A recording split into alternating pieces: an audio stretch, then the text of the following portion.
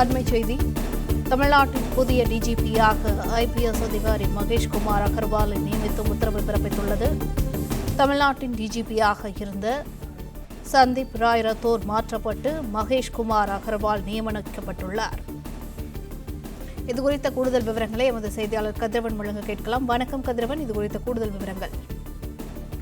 தமிழக காவல்துறையின் புதிய சட்டம் ஒழுங்கு டிஜிபியாக மகேஷ்குமார் அகர்வால் நியமிக்கப்பட்டுள்ளதாக தகவல் கிடைக்கப்பட்டிருக்கிறது. அதற்கான உத்தரவை தமிழக அரசு பிறப்பித்துள்ளதாகவும் தகவல் வெளியாக இருக்கிறது.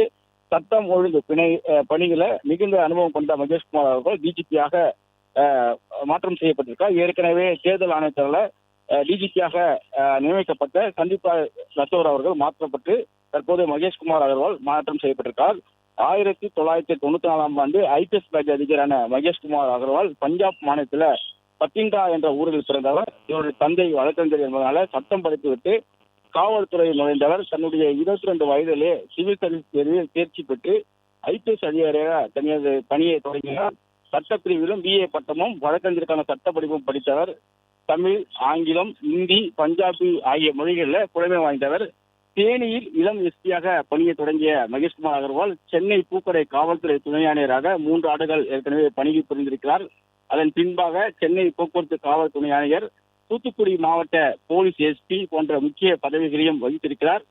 பின்னர் அயல் பணியாக சண்டிகார் நகர்ல சிபிஐல 7 ஆண்டுகள் பணிபுரிந்திருக்கிறார். அதன் பின்னர் தமிழக காவல்துறைக்கு திரும்பிய அவர் சிபிசிஐடியின் டிஐஜி, சென்னை காவல்துறை தெற்கு மண்டல கூடுதல் ஆணையர், மதுரை காவல் ஆணையர், சிபிசிஐடியின் ஐஜி, சென்னை காவல் ஆணையர், போதைப்பொருள் தடுப்பு நுண்ணறிவு பிரிவு ஏடிஜிபி, தமிழக ஆயுதப்படை பிரிவு டிஜிபியாகவும் பணியாற்றியிருக்கிறார்.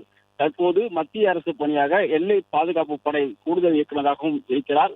சென்னை காவல்துறை கூடுதல் ஆணையர் இருந்த அவர் அப்போது காவல் ஆணையராக இருந்த ஏகே விஸ்வநாதன் கனவு திட்டமான சிசிடிவி கேமராக்களை சென்னை நகரில் நிறுவுவதற்கு வலதுகரமாக செயல்பட்டவர். அதே போல சிபிஐ அதிகாரியாக பஞ்சாப், ஹரியானா மற்றும் இமாச்சல பிரதேசம், ஜம்மு காஷ்மீர் மாநிலம் நடந்த முக்கிய வழக்குகளை புலனாய்வு பெற்ற அனுபவம் வாய்ந்தவர். பூக்கடை காவல் ஆணையராக இருந்தபோது கூட நைட் டிரைவ் 2.0 என்ற ஒரு புதிய திட்டத்தை காவல்துறை அறிமுகப்படுத்தியவர். இரவு ரோந்து பணிகளை தீவிரப்படுத்தியவர். இதன் மூலம் வடசென்னையில குற்றங்கள் குறைந்ததாகவும் மேலும் போக்குவரத்து பிரிவிலும் இருந்தபோது சென்னை நகரில் முக்கிய சந்திப்புகளை விபத்துகளை கணிசமாக குறைவதற்காக வழிவகுத்தவர். மிச்சத்தகுந்த பணிக்காக முதலில் பதக்கத்தையும் பெற்றிருக்கிறார். சிபிசிஐடியின் ஐஜியாக இருந்த போது சேலம் ரயில் கொள்ளை வழக்கு தொடர்பாக புலனாய்வு மேற்கொண்டவர். அதன் பின்னர் ஏடிஜிபியாக பதவி உயர்வு ஆபரேஷன் பிரிவில் பணியமர்த்தப்பட்டார். இது போல அனுபவம் பெற்ற இவர் தான் தற்போது டிஜிபியாக நியமிக்கப்பட்டிருக்கிறார். ஏற்கனவே சென்னை நகரில் கொரோனா தடுப்பு சிறப்பு அதிகாரிகள் வடக்கு மண்டலத்திற்கு மகேஷ்குமார் அகர்வால் நியமிக்கப்பட்டிருந்தார். சேலம் ரயில் கொள்ளை வழக்கிலும் கொள்ளையருக்கு கைது செய்த வழக்கு, இந்து தலைவர்கள் படுகொலை வழக்கில் 3 தீவிரவாதிகளை கைது செய்த வழக்கு, திருச்சேரி பெண் பொறியாளர் கொலை வழக்கு போன்ற முக்கிய கொலை வழக்குகளில் கொலையாளை கைது செய்து வழக்குகளை கையாண்டவர். அதே போல சென்ட்ரல் குண்டுவெடிப்பு வழக்கு விசாரணை நடத்தி தீவிரவாதிகளை கைது செய்த வழக்கு, வேளாண் அதிகாரி முத்துக்குமாரசாமி தற்கொலை வழக்கு, முன்னாள் அமைச்சர் அக்ரி கிருஷ்ணமூர்த்தி கைது வழக்கு, வேலூர் ராணிப்பேட்டை சுத்திகரிப்பு ஆலையில் சுவரிடத்தில் விழுந்த வழக்கு என பல்வேறு வழக்குகள்ல திறம்பட கையாண்டவர். தற்போது காவல்துறையின் டிஜிபியாக அவர் நியமிக்கப்பட்டிருக்கிறார்.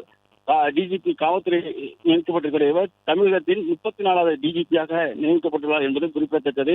அவர் விரைவில் பொறுப்பேற்க உள்ளதாகவும் தகவல்கள் வெளியாகி இருக்கிறது. ஏற்கனவே 3 நபர்கள் இந்த தமிழக காவல்துறை தலைவர்கள் பட்டியலில் இருந்தார்கள். ஒன்று தற்போது தேர்தல் ஆணையர் நியமிக்கப்பட்டிருக்கிற சந்தீப் ராய் ரத்தோர், மற்றொருவர் ராஜீவ்குமார், அதன் பிறகு மகேஷ்குமார் அவர்கள்.